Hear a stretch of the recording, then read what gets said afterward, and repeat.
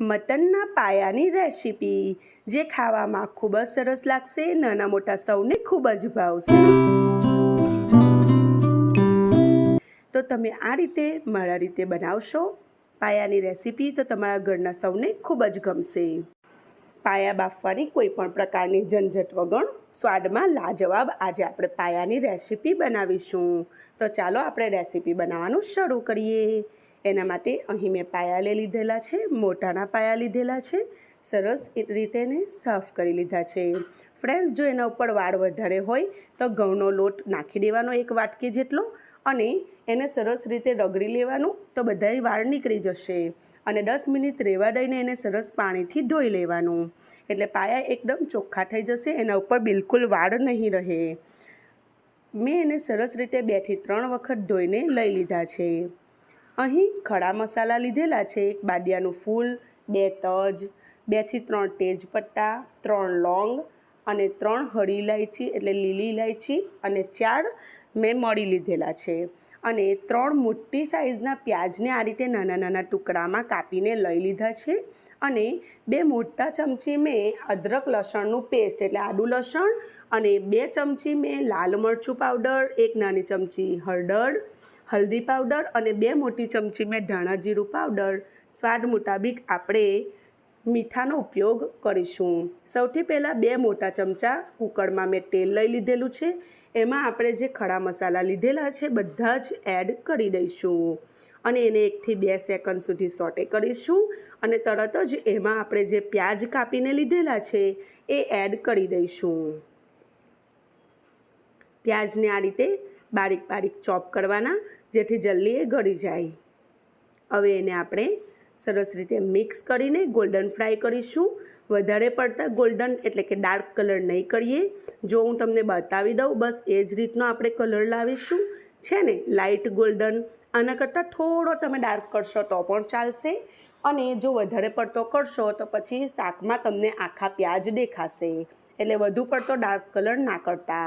અને એમાં આપણે જે આદું લસણની પેસ્ટ લીધેલી છે 2 મોટા ચમચા એ મેં એડ કરી દીધું છે। એને સરસ રીતે એનું કાચાપણું નીકળી જાય ત્યાં સુધી આપણે શેકી લઈશું।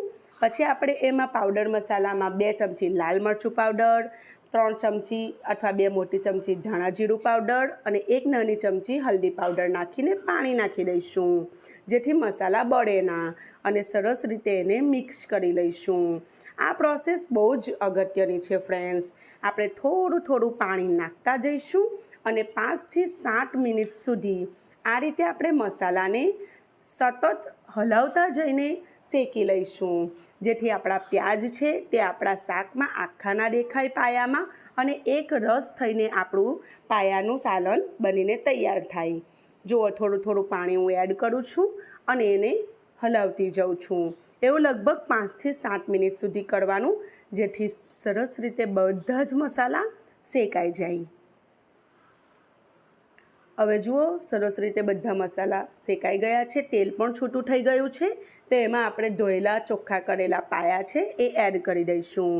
અહીં મેં 2 મોટા પાયા લીધેલા છે, તમે જેટલી ક્વોન્ટિટીમાં લો એ પ્રમાણે તમારે મસાલાની ક્વોન્ટિટી એડજસ્ટ કરી લેવાની। હવે પાયાને એડ કર્યા પછી એની ઉપર આપણે સ્વાદ મુતાબિક મીઠું નાખીશું।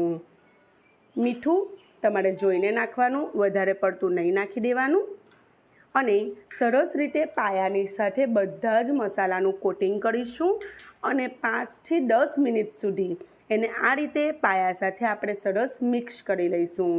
આ પ્રોસેસ બહુ જ ઇમ્પોર્ટન્ટ છે, આમાં આપણે થોડી મહેનત કરવી પડે પરંતુ જો આમાં તમે સરસ રીતે પાયાને શેકવા દેશો એટલે તમારું પાયાનું જે બનશે સાલન એ બહુ જ ટેસ્ટી બનશે।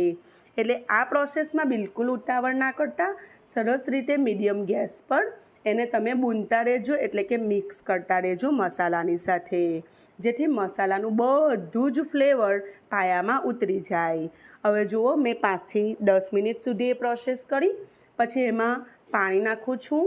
મેં 3 ગ્લાસ ભરીને લગભગ 1 લીટરથી થોડું ઉપર પાણી નાખ્યું છે કેમ કે પાયામાં બહુ જાડી ગ્રેવી ના સારી લાગે, થોડી પતલી જ ગ્રેવી જોઈએ અને કુકરની લીડ બંધ કરીને ફૂલ એકદમ હાઈ ફ્લેમ પર 1 સીટી પછી મીડિયમ ફ્લેમ પર 15 થી 17 મિનિટ સુધી મેં થવા દીધું। પાયાની જે ગળી જવાની રીત છે એ પાયાની ક્વોન્ટિટી પર ડિપેન્ડ કરે છે અને સાના નાના પાયા છે કે મોટાના પાયા એના ઉપર ડિપેન્ડ કરે છે. એટલે ટાઈમ તમારે જોઈને એડજસ્ટ કરવાનો, લગભગ 15 મિનિટ તો થશે જ. જુઓ, ખૂબ જ સરસ રીતે પાયા ચડી પણ ગયા છે. હું તમને બતાવી દઉં છું કેટલું ઇઝીલી પાયાનું મટન એના ઉપરથી છૂટું થાય છે, તમે જોઈ શકો છો. અને સરસ રીતે આપણું ખૂબ જ સ્વાદમાં ટેસ્ટી સાલન બનીને બિલકુલ તૈયાર છે. તો આપણે એને સર્વિંગ પ્લેટમાં નીકાળી લઈએ. ફ્રેન્ડ્સ, જો તમે આ રીતે પાયા બનાવશો તો તમારે વધારે મહેનતે નહીં કરવી પડે અને ઘરના સૌને તો ખૂબ જ ભાવશે.